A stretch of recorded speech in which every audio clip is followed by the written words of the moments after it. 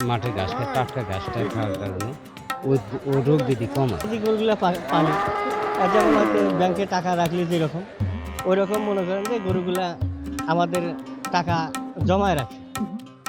একটা গৃহস্থর হাতে 5টা গরু আছে, বছর শেষে 5টা বা 5টার ভিতরে হয়তো একটা রাখি বা 4টা বিক্রি করি। ব্যাংকের মতো ওই টাকাটাই মানে গোছে আমরা পাই। ওই টাকা দিয়ে আমরা আর্থিক যেটা সংকট হয় সেটা সমাধান করি।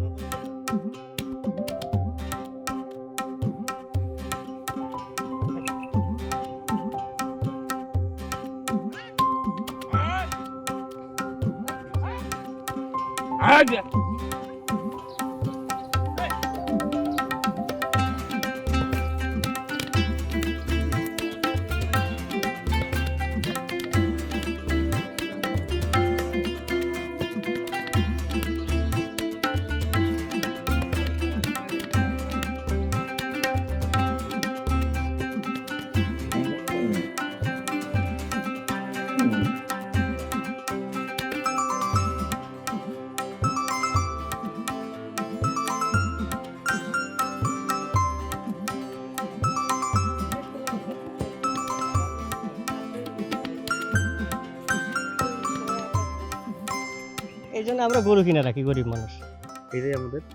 এটাই আমাদের বর্তমানে টাকার ব্যাংকে হলে এই গরু বেচাই তো অসুখ বসুখ হারান লাগে, সবকিছু করা লাগে। গরুর সম্বল বেশি, আবাল ফসল তো করা লাগে, এই গরু বেচে আবাস তো করা লাগে।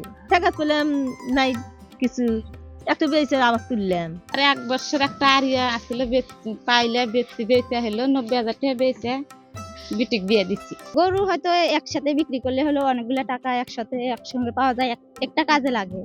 হয়তো জমি নেওয়া যায়, হয়তো আবাদ বসত করা যায়, একটা কাজে লাগায়।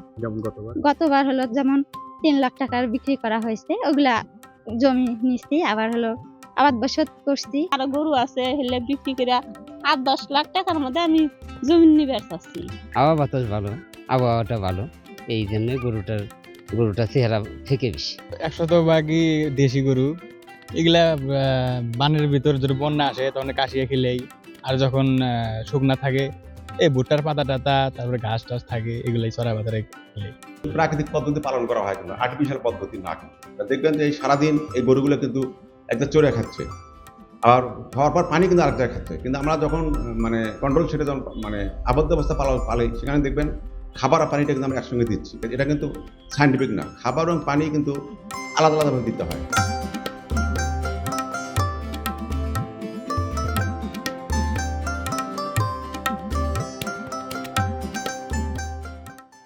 এই যে চর অঞ্চলে যে যারা আমরা গরু লালন পালন করে, এগুলো কিন্তু মাংস সুস্বাদু হয়, পাশাপাশি খাদ্য খরচও কম হয়। সেই হিসাবে কিন্তু আমাদের চর অঞ্চলে যারা গরু লালন পালন করে তারা কিন্তু লাভের অংশটা ভালো তারা লাভ করতে পারে। পাশাপাশি ওখানে কিন্তু আমাদের যে ন্যাচারাল খাবার আছে, ন্যাচারাল খাবার কিন্তু তারা খাওয়া দাওয়া করে, তাদের কিন্তু আসলে এই যে আমাদের যে দানাদার খাদ্য তার উপর চাপ কমে বিদায় কিন্তু তারা কিন্তু লাভের মধ্যে আছে। এবং তাদের যে আমাদের যে পিজি গ্রুপ ছিল চর অঞ্চলে, এটা আমরা বিভিন্ন ধরনের প্রশিক্ষণ দিয়েছি, কীভাবে কী খাওয়াতে হবে, কোন ভ্যাকসিন দিতে হবে। সেই হিসাবে কিন্তু চর অঞ্চলে কিন্তু গরুর মধ্যে রোগ সম্ভব একটু কম হয়।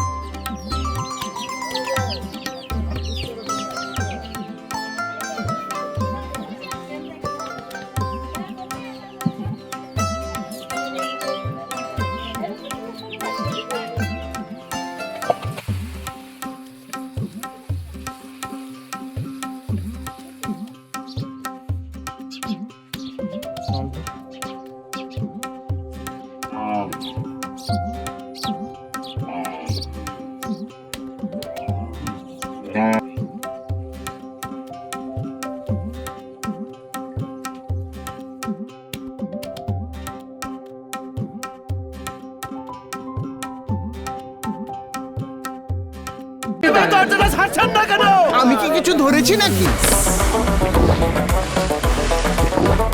আপুটা আপনাকে চেক আউট করছে। জাস্ট কুল থাকুন।